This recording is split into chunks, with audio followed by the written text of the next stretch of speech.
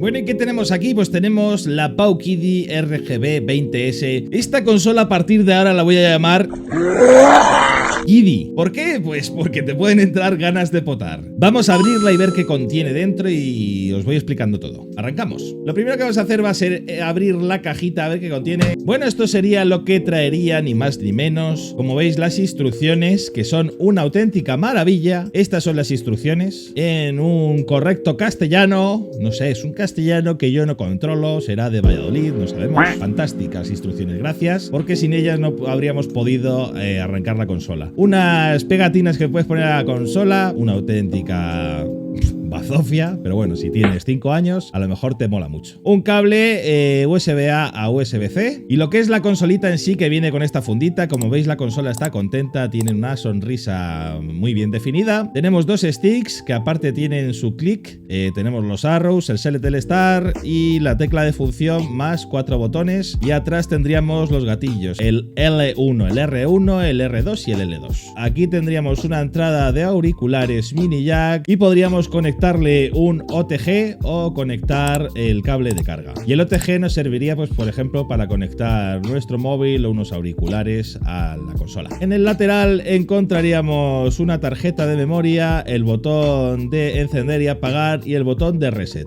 Y en el otro lado encontraríamos el botón de subir y bajar el volumen y otra tarjeta de memoria, es decir, que admite hasta 2 tarjetas micro SD. Bueno, admite 2 tarjetas micro SD y vienen 2 tarjetas micro SD incluidas. Ahora bien, vamos a arrancar la consola. Pulsaríamos sobre el botón de encender varios segundos hasta que arranque. Además, aquí en la parte frontal podemos ver también el altavoz. Bueno, ya vemos que está arrancando el sistema RGB. Tiene un sistema operativo Arcos 2.0. Vale, y esta sería la pantalla de bienvenida de nuestra Kiddy. Y aquí aparecería Capcom 1, Capcom 2, Capcom 3, MAME, PC Engine, Family Computer, Super Famicom, Nintendo, Super Nintendo, Nintendo 64, Game Boy, Game Boy Color, Game Boy Advance, Nintendo DS, Mega Drive, Dreamcast, Game Gear, Neo Geo, PlayStation, PSP y una función de opciones y todos los juegos favoritos, y ya repetiríamos. Aquí en el apartado de opciones tendríamos la navegación por los archivos, donde podríamos utilizar las típicas funciones de copiar, mover y todo este tipo de cosas. Le daríamos a Kit y volveríamos al menú de opciones. Podemos cambiar el LED. Este de aquí tiene ahí un mini LED. No sé si lo llegáis a apreciar. Ahí está un LED. Cambiarlo a color rojo. Una auténtica chorrada. Cambiar de contraseña. Deshabilitar servicios remotos. Habilitar servicios remotos. Otro gestor de archivos. Un MS2. Información de red. Borrar los M3U files de PS1. Generar los M3U. Ya sabéis que los emuladores de PlayStation 1 hay algunos que se ejecutan en formato Q, formato bin o en formato M3U. Podemos actualizar la consola y podemos montarlo como disco USB en nuestro PC. También tenemos un apartado de Wi-Fi que funciona lamentablemente. Como veis, aquí en Wi-Fi no sale automáticamente nada. Si le doy aquí al más, intento ir al más, le doy y no aparece ninguna Wi-Fi por ningún sitio. No sé cómo funciona muy bien esto, la verdad. Si tú le das al botón Wi-Fi y no sale nada, pues ¡ole tus cojones! Kiddy, te lo has currado. Vale, saldríamos de esta pedazo de interfaz que tenemos para el Wi-Fi. Y ahora bien, si la quisierais conectar a internet, ¿cómo se haría? Lo que os decía, hay que hacer brujería y vudú. Tenemos que conectar nuestro móvil como módem USB para que tenga conexión esta consolita. Y lo haríamos de la siguiente forma. Conectaríamos el USB-A al apartado OTG y luego lo que es el micro USB al móvil. Ya veis que le está dando carga, ¿eh? Ahora bien, desde el apartado de conexiones vamos a conexión compartida y modem y pondríamos modem USB. Se activa porque está conectado por OTG, si no, no se activaría esta opción.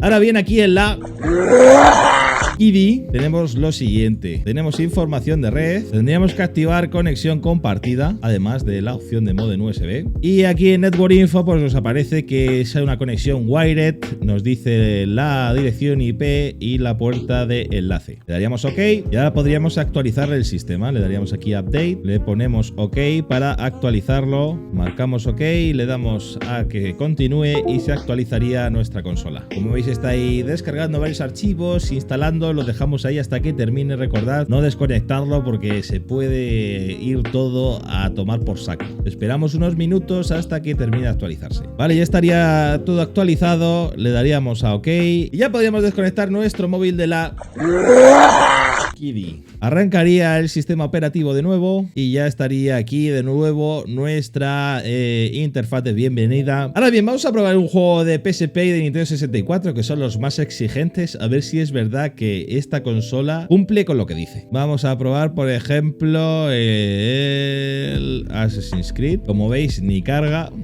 Vamos a probar el Grand Theft Auto Vice City. Este juego, antes de actualizar la consola, he de decir que me funcionaba, pero eso sí, iba a los todopoderosos 15 FPS. Tenía unos bajones de FPS que es que vamos, lamentable. Solo puedo decir lamentable. Y después de actualizar ya directamente ni funciona. Yo creo que han hecho una actualización para capar directamente los juegos de PSP porque la consola se va a la puta directamente. Así que ya veis, maravilloso. El apartado de PSP nos lo podemos meter en el ano y estar todo el verano con la mano en el ano. Ahora bien, vamos a Nintendo 64 a ver qué pasa. Hay un juego muy divertido al que jugaba yo cuando era pequeño que se llama Carmageddon. Es un juego de coches donde vas atropellando gente, rompiendo a los coches rivales y tal y tal y tal. Vamos a ejecutarlo. Ahí está cargando, impresionante. Qué potencia, qué poderío. Sonido sensual. Vamos a bajarle un poquito el volumen para que no nos moleste mucho en el vídeo y le damos a Start. Ya veis que esto tiene unos graficazos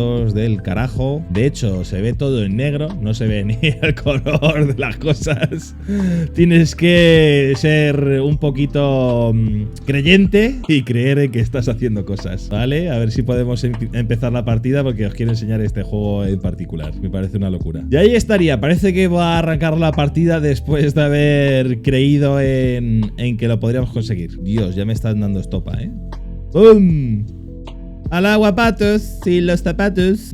Siempre nos dijeron que no utilizáramos la marcha atrás, pero en ciertos casos puede venir bien. Ya veis que los gráficos son todopoderosos. Podemos ir matando una especie de dinosaurios. Bueno, después de haber estado jugando unos 5 o 10 minutos a este juego, y me acerco esto a la nariz por el altavoz, os puedo decir que huele a circuito quemado que da gusto, ¿eh? Así que esta consola es una auténtica gozada. La verdad es que la experiencia con ella ha sido bastante mala, no me ha gustado nada. Podréis encontrar esta consola por menos de 100 euros seguramente en tiendas chinas, pero no os recomiendo nada que lo hagáis, ya que la garantía ya sabéis luego que brilla por su ausencia. Así que aún así, si os queréis arriesgar, pues bueno, hacerlo por Amazon. Tiene un precio de unos 130 euros, pero yo por ese precio me quedaría con la Millo Mini, que es mucho más barata y realmente hace pues la misma funcionalidad que esta consola, porque los juegos de Nintendo 64 ya veis que los mueve costándole muchísimo. Yo he probado varios y van bastante cagados, y luego el tema de PSP directamente ni funciona. Creo que no merece la pena el precio que vale, que en principio las características que tiene pues